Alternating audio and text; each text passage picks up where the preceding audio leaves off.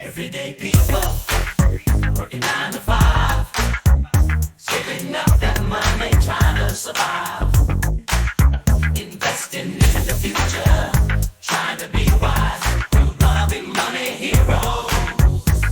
Yeah. Hi, I'm Nik Johnson, host of Everyday Money Heroes, and I've reached early retirement.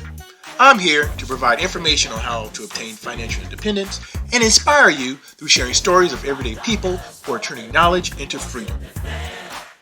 That hustle, always reaching for the sky. We're gonna be money heroes, never gonna shy.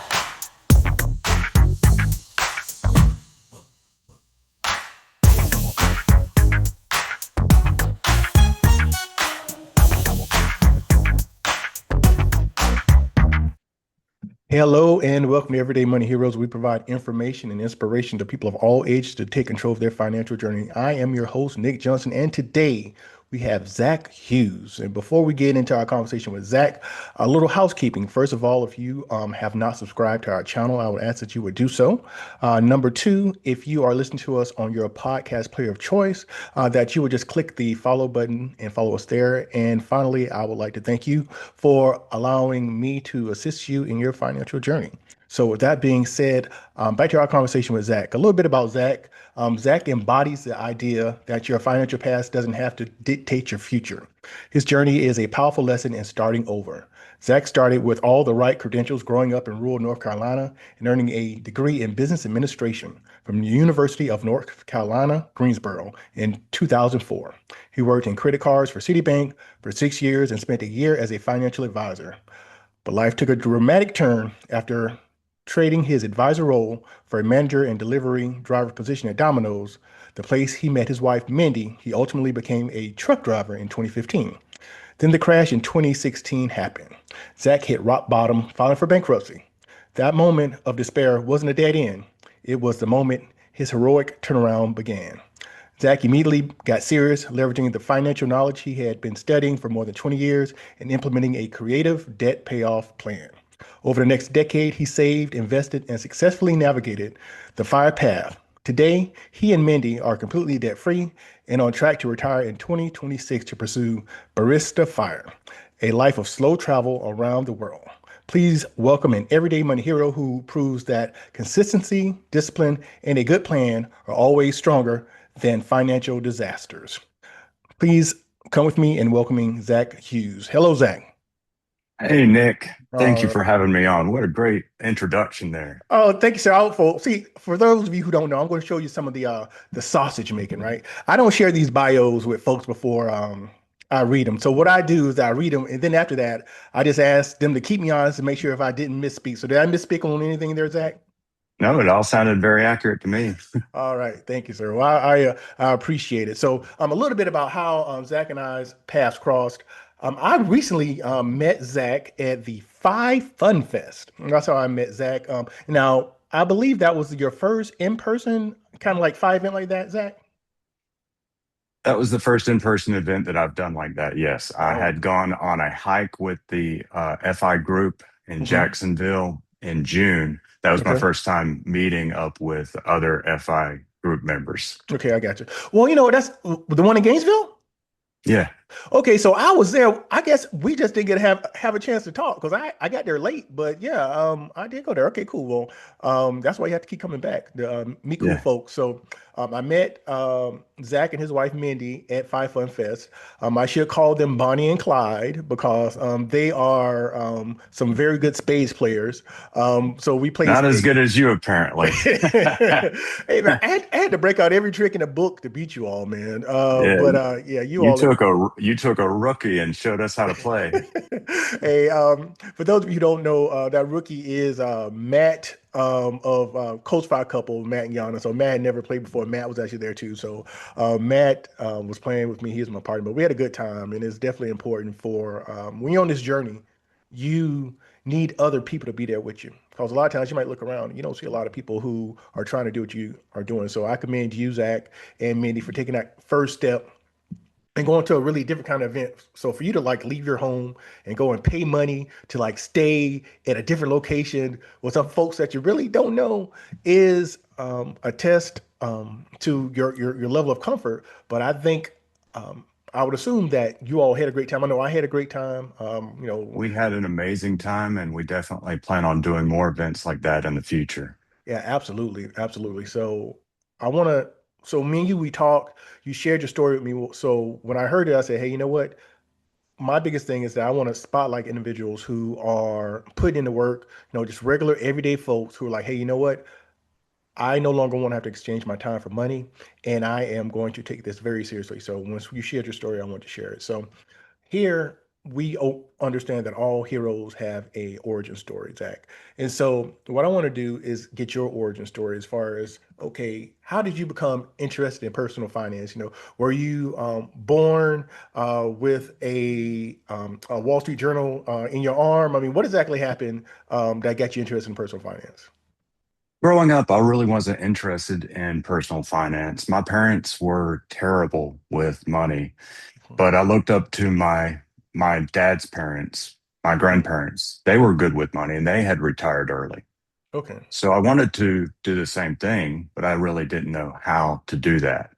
Okay. And when I got my first job out of school, I started working with credit cards for Mhm. Citibank. Mhm. And for 6 years, I dealt with billing disputes with credit cards. And Okay. I was always on the other side of the phone talking with people who were struggling with money, who had a credit card balance and they didn't know how to manage their spending and they didn't know how to get out of the hole they had dug. So I started reading personal finance books and I looked into ways to invest. And I wanted to help people so much that I decided that the best way to help people was to become a financial advisor. Okay. Great. So in 2010, I left Citibank after 6 years and I worked as a financial advisor. And I really wanted to help people doing that. Unfortunately, I'm not good at sales. So I was working for commissions and I wasn't able to keep doing that. I wasn't able to pay the bills with the money that I was making on the commissions, being as honest as I am. Mm. So I started driving, uh, doing Domino's delivery pizza, and that's where I met Mindy. Okay, that's great. Now, you worked with credit cards. So, are there any particular things? I know you shared that, hey, just talking with folks being on the side, hearing how individuals were struggling with making bills or being passed due. Is there any like kind of particular situations where you say, wow, these individuals are in a tough situation? If they only got like a couple of these kind of simple kind of concepts around what needs to happen as far as when it comes to credit card, they'd be in a better situation. Any of those things come to mind for you? Well, one is that I spoke to so many people who would wait until the day the payment was due to Mm, try to make the payment. okay. And trying to cut it to the closest possible time and keep the money in the bank for as long as possible. And I just learned that so many things can come up that prevents you from making the payment on that last day if that's what Mm. you're waiting for. And it's not worth saving the extra few cents you'll get on interest in your savings account Oh, to yeah. to to possibly miss a due date and get hit Mm, with late fees and all the interest the credit card will charge you. yeah. So with my credit cards, I always just pay them off as soon as I have a balance on them. I don't Mm. wait until the due date. Yeah, no, that's a great point. For someone to sit there and try to push it all the way to the edge to get, possibly, hopefully, if you're getting, 4% on a high yield savings account, you're doing great. But for you to push that and possibly have a situation where you miss your payment, where then you are dealing with the interest fees on those credit cards, because it's easy. Credit card interest rates are high teens, low 20s at this point. Then, like you mentioned, late fees and things of that nature. So it's extremely important. I know personally for myself, I have it. I set it and forget it. I have it auto paid, and I say, hey, pay the statement balance. That's what I do. I was like, also, if anybody ever looks at the statement when it comes, they tell you if you pay the minimum balance, how long it will take you to pay off this credit card. And if you've never looked at that, please look at it. And if you look at that, you should be just in shock on how long it'll take you to pay off that credit card payment if you just make the minimum payment. So it is amazing. So you were able to leverage that knowledge that you had, Zach, and being in that particular area of understanding better how to approach credit and debt. You became a certified financial advisor. Yes. And but it didn't give you the warm and fuzzies because I heard you say that you were too honest for that. So I completely understand.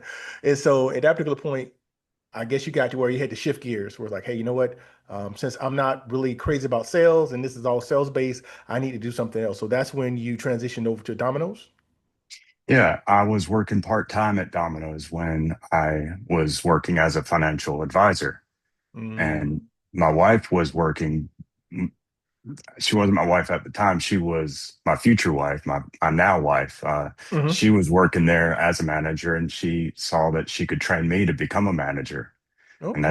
that's how we fell in love. And so we started managing sister Domino's stores for a while. Oh. And we moved to the beach, and we bought new cars that we really couldn't afford. And we stepped Mm, down from managing and just started working as delivery drivers. We were hmm. really like just living paycheck to paycheck.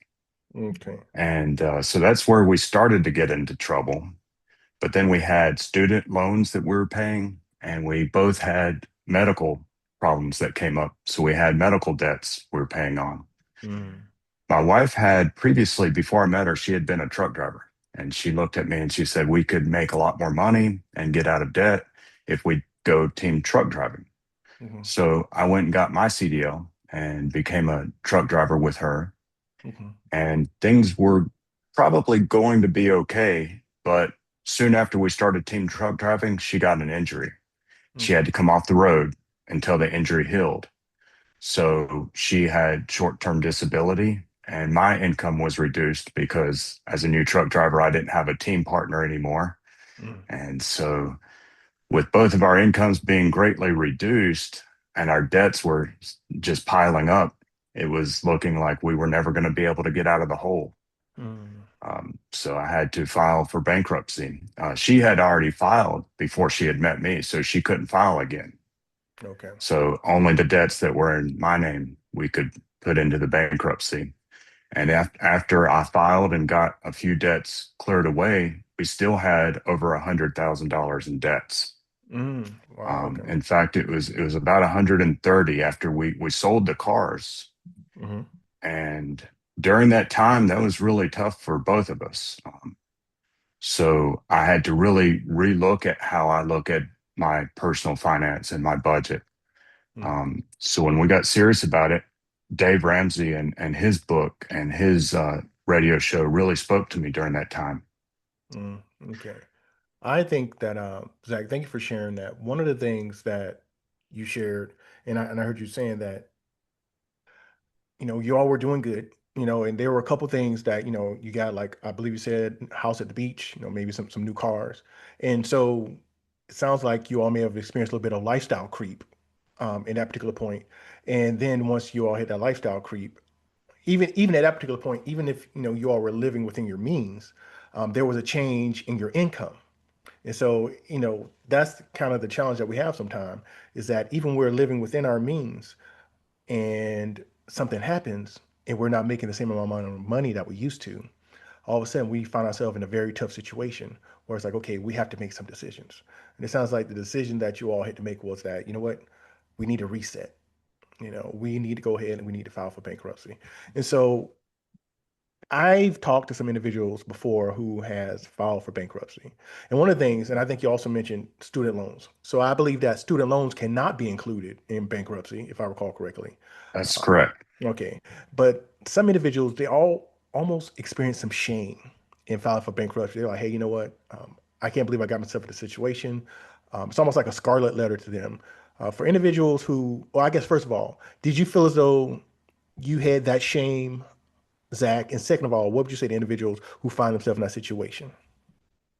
Yeah, I was definitely ashamed and very depressed for a long time after that. Mm, And I left Facebook. I was just I wasn't talking to friends or family for a while, and just wanted to dig myself out of that hole. And I put my head down, and we just went over the road truck driving. for the next few years. So for anybody going through that situation, just know that it happens. People make mistakes, and if you need to speak with people, there are lots of people you can speak with. Don't try to go through it alone. I was lucky enough to have my wife with me, that she had already been through this situation, and so she could help hold my hand through the situation. And we got serious about budgeting and living below our means after that point. Okay. So I suppose part two to that would be that, okay, we had to file for this bankruptcy. We understand, but now since we have this reset that's going on, we're going to be very intentional about what we're doing, and we have this shared goal that we want to achieve. And so I guess in doing that, how did you all identify? Because Dave Ramsey, and within the fire community, there are kind of mixed emotions about Dave Ramsey. Some people are really real fans of Dave, and some people are not. One thing I will say about Dave is that Dave is a good starting place for a lot of people. As far as like when you're struggling with like debt and getting under control, Dave is a great place to start. So once we have Dave and then we have the fire movement, when did you learn about fire or start to hear about the concepts of fire? And when did you and Mindy say, hey, you know what? This is something that we want to aim for? I would say parallel to my listening to Dave, I was also listening to like the Choose FI podcast, Hmm. and I continued to read other personal finance books. So I just didn't know about the actual community. I wasn't on Facebook, and I didn't know anyone else going through the journey at the Hmm. time. Yeah. And the biggest thing that I say, Zach, is the community to me is the biggest part of the journey because I always knew as a kid that I was supposed to live, below my means. I need to save money, and I even needed to invest. But my struggle was I didn't know about the finish line. I didn't know where to go. And what I did was is that my approach to money was very different than everybody else I was around. Most people that I knew, they were either in debt or they were fortunate to make it from Friday to Friday without being in the hole. And so my thing was I wanted to go ahead, I wanted to save my money and I wanted to invest. And my big thing was is that I didn't want to have to work by the time I reached 50. But I didn't know how to dismount from that. So Yeah. I didn't understand the numbers piece of it. And so once I finally got plugged into the community, that's well, first of all, I started to see other people who thought about money the same way I did. But second of all, I started to understand, okay, this is where I can take the off ramp. This is where I can, stop pushing so hard and start to downshift and get ready to get off and get ready to ride off into the sunset. So that community piece is extremely important. And I'm happy that you found it. And I'm definitely happy that I found it because it definitely assisted me in what I'm doing right now. So we have discussed your truck driving, team driving with your wife Mindy. And so when you all did that, were you all primarily did you all still have a home base? Like say for instance, did you all have an apartment still and you were on and then like you come off the road every now and then you had your apartment, or did you just kind of liquidate everything and you were just living kind of full time in your truck? We pretty much liquidated everything. Oh, Um, okay. my mom has a spare room in her house, and she let us put a few of our things there. Mm, Like so we didn't lose like our photos and things like that. okay. Our keepsakes. Okay. Um, but our vehicles we sold, our furniture we sold, our house we sold, and we Mm. pretty much lived in the truck. The company that we worked for actually offered bonuses to stay out on the road. Oh, So wow. Okay. we That's a would great stay out incentive. for longer and longer. We would, yeah, and not go home to get a reset. So we were driving all over the country, Mhm. and the truck was moving for more than 20 hours a day Oh, wow. because Okay. we would drive 10 hours and switch out and drive 10 hours and switch out. Okay. So, wow. Okay. So that really acted as the catalyst to allow you to be able to really like minimize your debt and to really focus on that 130,000 that you all still had Mhm. remaining over that. So, We were um, able to become debt free in 2018. And that was all going hardcore with Dave Ramsey and his baby steps. okay. Wow. Okay. So if I could recall correctly, was it 2016 or 2015 that you started driving? 2015 is when I started driving, and then Okay. that's when my wife had the injury and had to come off the road. Okay. And so it took like about 6 months for her injury to heal and Hmm. for her to be able to come back. And Okay. so she came back in 2016, and that's when we were already bankrupt at that time. And Mm. so from 2016 to 2018, we drove together as a team and became debt free then. Wow. Wow. You and Mindy should definitely be committed. So you're saying in 2 years, you all were able to get out of $130,000 worth of debt? Yes, we Wow. were. But imagine that you're each, able to completely eliminate all of your utility bills.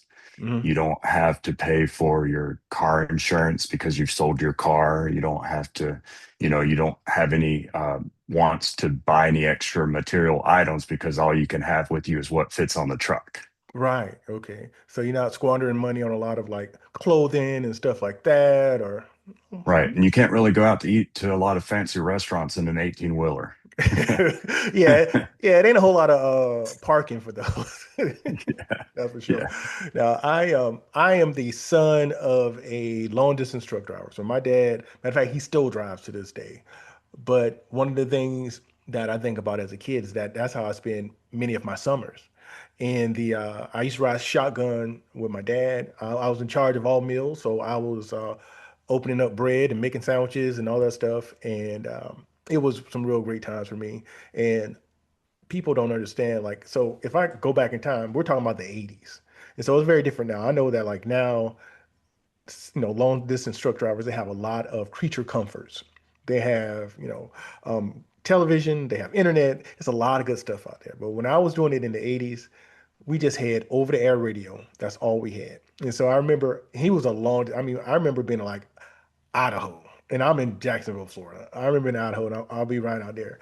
And so it was nothing. It wasn't a whole lot on the radio, and so I had to listen to what was there. And so people wonder why I have this weird affection when it comes to country music. I'm like, well, I was a kid, it wasn't a whole lot of stuff in Idaho I can listen to other than like country music. So I do have a bit of a sweet tooth when it comes to country music, and that just all came from me being with my dad being a long distance truck driver back then. So I do understand it can be a challenge in life, because being out down the road a lot of times, being away from your family, you all had the good fortune of being with each other, so you did have each other. But it's still, it can get lonely out there sometimes. So I really commend you and Mindy for doing it and putting in the hard work. A lot of times I tell people, just because something ain't easy, don't mean it can't be done.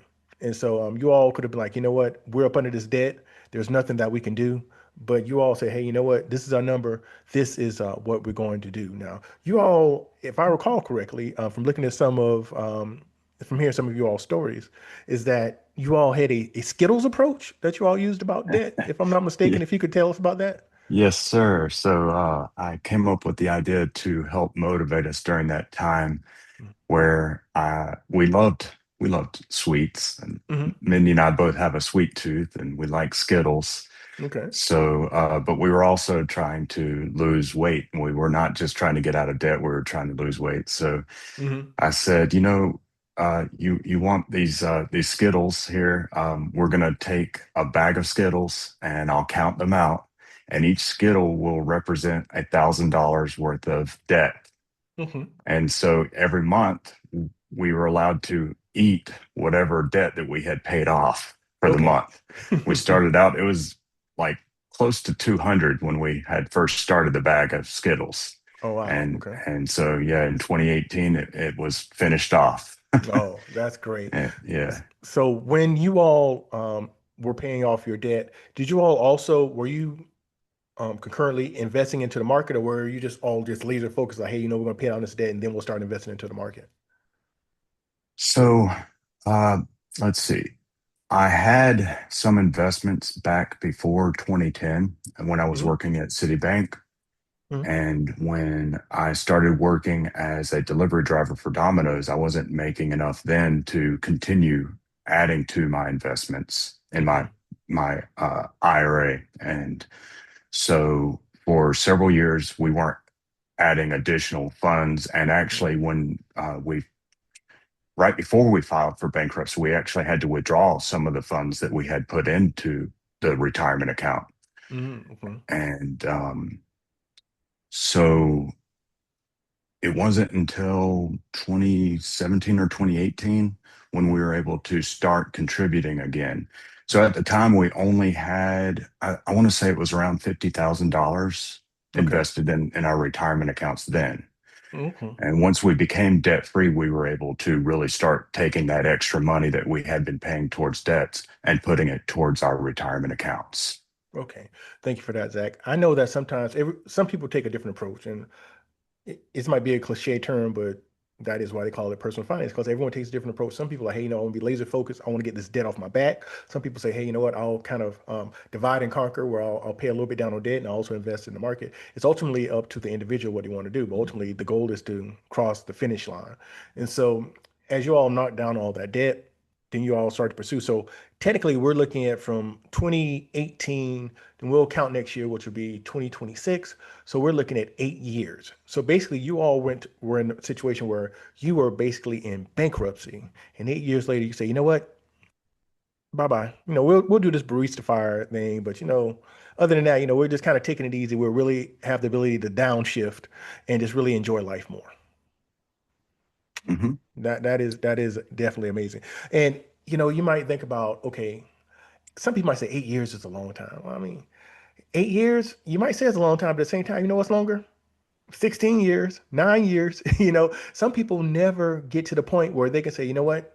I'm not going, I can step away from a very stressful job and I can just go and, maybe work, and be a barista. I can go, I've heard stories of individuals who really like to drink wine and they'll just go and they'll just like kind of work at a winery a couple of days out of the week, for maybe, insurance benefits or just maybe to get a little extra money for travel. So you have a lot of options. But the thing is, once you do what you need to do, it gives you those options. And that's what I always tell people. Hey, I like do what you have to do now so that later on in life you'll have options. So that's extremely important.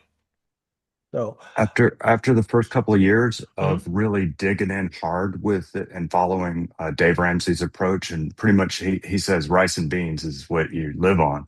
Uh-huh. My version of that was peanut butter and jelly sandwiches. Okay. Um, but we decided to reward ourselves with going on our first cruise. We did that Okay. in 2018, and the first one didn't really go so well, but we tried out one more in 2020. Hmm. And just as the pandemic was Pandemic. starting to, yeah, Hmm. just as that was starting to open back up after everything had closed down for a long time, we went Hmm. on our second cruise in 2020 and Hmm. fell in love with it. Okay. And we actually started going on a cruise about every 6 or 7 weeks. So since Oh, wow. 2020, You had a we've good been clip on, going. yeah, we've been on like, I want to say like 15 or 16 cruises. My wife keeps a spreadsheet of them, so she knows all the Uh-huh. cruises we've been on.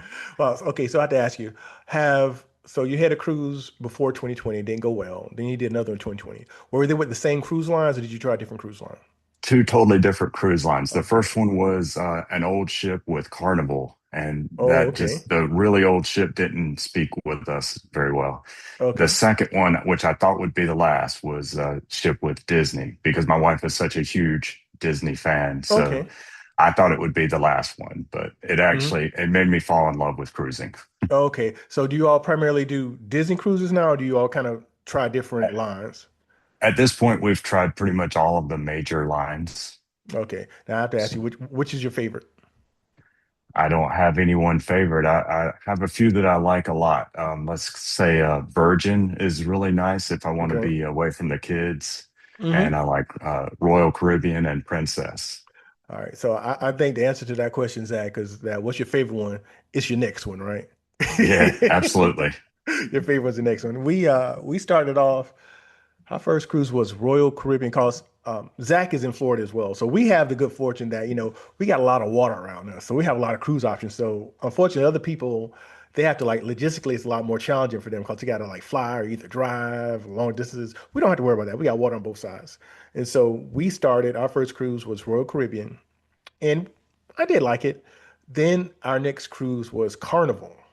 And see, Carnival is one that we kind of gravitated to and we enjoyed it. So we've been doing Carnival cruises for goodness, 20 years maybe. We've been doing Carnival Wow. cruises. And so we've got some status on there. Like our kids like are like platinum on like Carnival. They like got like my son's platinum and he's 14.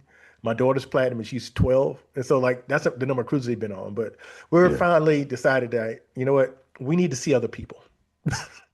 And so right now we're working on getting an MSC cruise. I don't know if you've been on MSC cruise lines yet. Yeah. And one thing I did learn about is that little tip for those of you out there. MSC will honor many of the cruise lines loyalty plans. And so what we did is that since we were platinum on Royal Caribbean, we sent our last cruise over to them, just like the sell and sign card, and they gave us gold status on MSC. So I'm like, not bad. So looking for a good opportunity to go on an MSC cruise. So cruises are definitely out.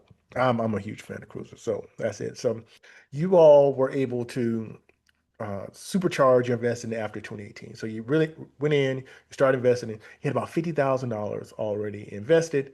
Um, but were there any things that you did to consciously say, okay, this is the savings rate we need to have? So were there any delayed gratification things or particular activities that you all did that said, hey, you know what, these are the sacrifices that we're making right now to be able to achieve what we want later on? Yeah, I mean, I've always been the frugal saving type of person. And so for me, like, I never wanted to buy like anything new. I always wanted to Mhm, buy used things. mhm, And it's always been like difficult for me to spend the money. mhm, And Mindy's been able to help encourage me to enjoy the money that we worked so hard to save up. mhm. So Yeah. As far as family and friends, Zach, when you and Mindy talk to your family and friends, say, hey, you know what? Especially for those who are aware of the challenges that y'all might have had around bankruptcy. And right now you say, hey, you know what? Me and Mindy, we're getting ready to check out of here. We're getting ready to start traveling low or, real slow. What are their thoughts around what you all have been able to do? Have they articulated any of their kind of thoughts about it at all? they're really excited for us. Mm, We have a lot of family. I've got a huge family, and most of them are in North Carolina. So mm, my mom's going to let us have the spare room in her house to keep our things in that we want to keep, and okay. so that will be our home base. Mm, Um, and so they're living vicariously through Mindy and I. Mindy's got a travel YouTube channel, okay. and so they can check in with her and see where we're at every week. Okay. That's And cool. And we've what is we've I think they my younger siblings I think will start to save and invest more because of what we're doing. They're seeing that it's more of a possibility for them to do in the future rather Mhm, than before. I was reading all the books and I was telling them, hey guys, you can do this. But I mhm, wasn't doing it. So they didn't know anybody that was actually doing it. Now that mhm, they're seeing me doing it, they're like, hey, this is a real thing. You can retire early if mhm. you continue to save and invest. Yeah, one of the things I'll piggyback on what you said, Zach, is that if you go and you look at you hear stories about people who are able to do it, it's great. But until you actually have somebody who's in your sphere of influence that you can like kind of touch and be like, hey, I was like, Zach, like, man, that guy, we went to high school together. What do you mean he's retiring? I was like, what? It hits different when you're able to like actually identify with somebody. And that's why in when I close out every one of these episodes, I always tell people to trust the process. Why do I have to say trust the process? Because oftentimes individuals don't know anybody. And so it'd be like, you got to trust that's going to work. Now, fortunately, now in your life, Zach, you have, siblings, other people in your family who was able to say, hey, Zach and Mindy, they were able to do that. So now they're like, you know what, they feel like as though it's really attainable right now because you're able to do that. So I tell people all the time that, it's not about being, braggadocious and telling everybody about what you do, but it's important for people to understand that, hey, you know what, if I did this as a truck driver, anybody can do this. A lot of times people think that you have to have this ridiculous salary and or to be like a software engineer making $200,000 a year. No, I know people who've made as much as 50, $60,000 a year who's been able to achieve financial independence because they were just very focused on what they wanted to do. They had some very core principles that they were willing to follow. They were able to achieve it. So definitely an important thing that you and Mindy are doing there for your family. Um, Other question. One of the things that I've realized is that people have challenges when it comes to their spouses or their mates sometimes when it comes to personal finance. And so one of the things that I would like to ask you is that when you have these relationship goals and how they should take priority, how do you deal with one partner expressing kind of a goal and then the other person maybe having fear around that? Is there anything that you and Mindy have dealt with, especially as you all get ready to transition to this next phase where neither one of you have the traditional employment? I think the main thing is just to keep an ongoing open lines of communication. So we talk about our money goals at least once a month. Okay. We have a set date of the end of the month or the first of the month where we put together where we currently have all of our net worth. I compile the numbers, but then I review that with her. And so we can look at what we might need to change with our plans and our budget going forward. Mm, So it needs to be a regular thing where you talk about that. And mm, whether you have a sit down and have a date night, have like a glass of wine over the kitchen table and talk about your numbers. mm, Don't make it something that you just kind of casually say, you know, when you don't have an appointment to talk about it, don't try to, casually say, well, we've spent too much money. You need to stop spending so much money. mm, That's going to hurt people's feelings. mm. And because each person wants to spend a little bit differently.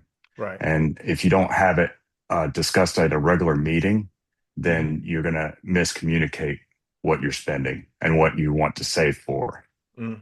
Yeah, that's a good point. I know my wife, I am a generous person. I believe in giving. My wife is way more generous than I am.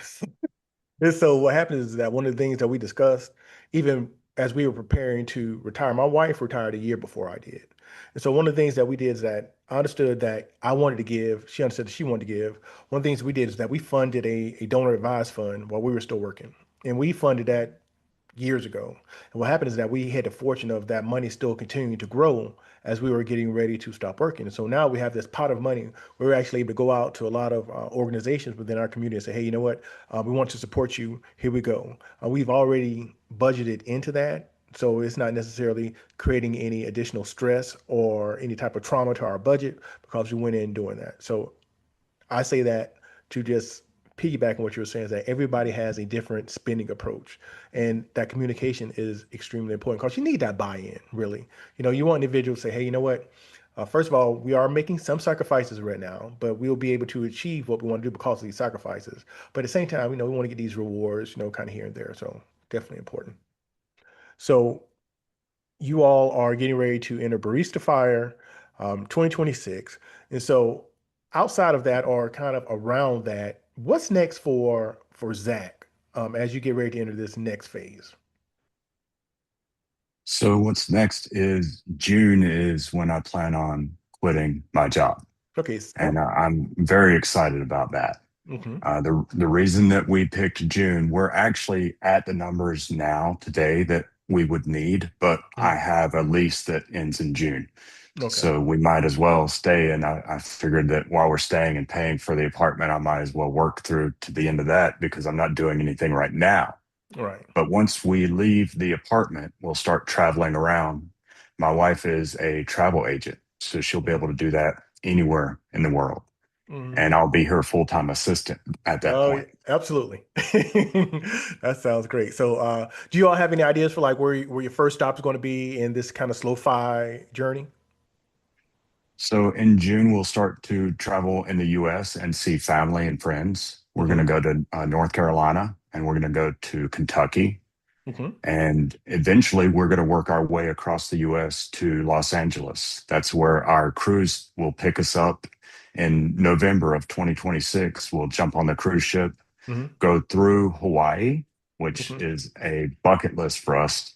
Okay. That will make it the 50th state that we've visited. Oh, nice. And then from Hawaii, we'll go on to Japan and spend 3 months there, and then Oh, start visiting around to the different Asian countries.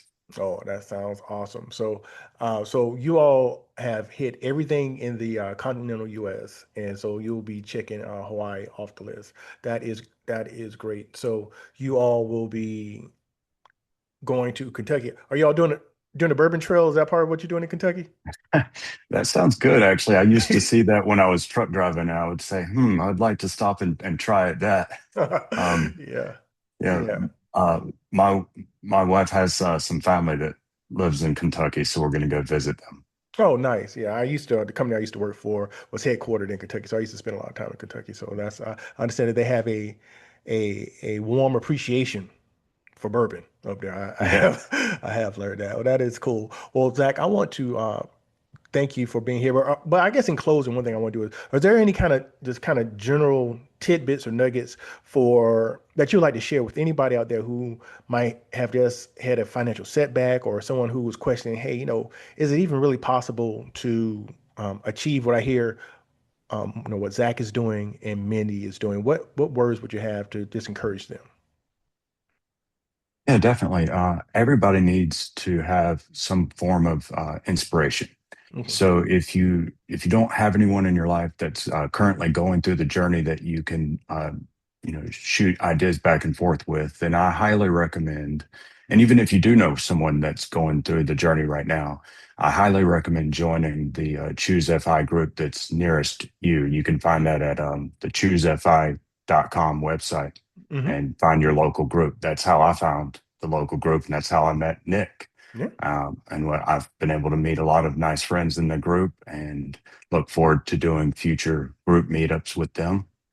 Um, but, I've mentioned Dave Ramsey a lot. And ultimately, though, the real shift that I had in my mentality for being able to do Baristify was the simple path to wealth. Mm-hmm. And so I highly recommend that book that just to give you the mental mind shift of having that FU money to Yeah. be able to walk away and not worry about it. Yeah, definitely. That book by J.L. Collins was definitely a game changer for a lot of people. So, definitely that's some great advice, and also the advice in regards to just meeting up. You know, Zach, in our current society, there are so many people who always feel like there is some strings attached to something, and I know it is because unfortunately, there's a lot of people out there who are trying to get over on folks. But when I say the Phi community has been one of the best communities I know I've ever been a part of. It's great. I'm a Jaguar fan, so I can call the Jags fans a community. But there's a lot of other communities that I'm a part of, but I'd have to say that the financial independence community has been one of the best communities I've ever been in because ultimately the goal of the community is just to inspire and encourage others to achieve their goals. That's really all it is. I mean, we're not, I can say we because I'm a part of it, you're a part of it. We're not ultimately trying to, and the best part about it is that we're in this community. We have this mindset where we believe in community.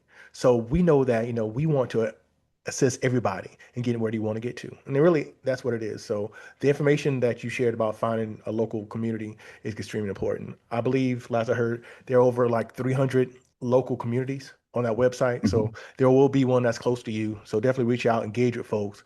Know that, once you find them, it's great and you'll start to get with like-minded people and you can achieve what you like to achieve.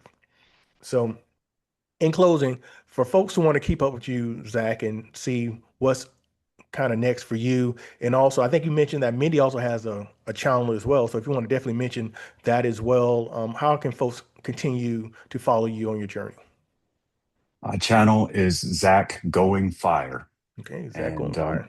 Mindy's channel is Mindy's Life and Adventures. And I'm Okay. sure we'll figure out how to put the links down in the description on this. Yeah, absolutely. I'll make sure to do that. And for those of you who are watching on YouTube, Zach does not have a tail. He has a cat there in his lap. Is that a full black? Oh no, it got Black and white. black and white. Oh man, what's the cat's name? This is Midnight. Midnight. All right, that's appropriate, Yeah. man. Well, Zach, I want to thank you for being here with us. I want to thank Midnight for being such a great co-pilot there. All I can see is her tail every now and then coming up, so it's definitely great. So, with that being Thank you for said, having me, Nick. It was yeah, a real honor. I was really flattered that you had me on. yeah, no, part of what we try to do is that we try to share the stories of everyday people who are putting in work, and you, Zach, and Mindy are definitely putting in work, man. So thank you for your willingness to share your story with our audience. In closing here, I like to just encourage you all. to follow Zach and Mindy on their travels. Also, if you have not subscribed to this channel on YouTube, please do. Also, if you have not followed on your platform of choice, please do. And as always, I'm going to close out by reminding you that I'm your host, Nik Johnson, and I want to encourage you to trust the process. Have a great day.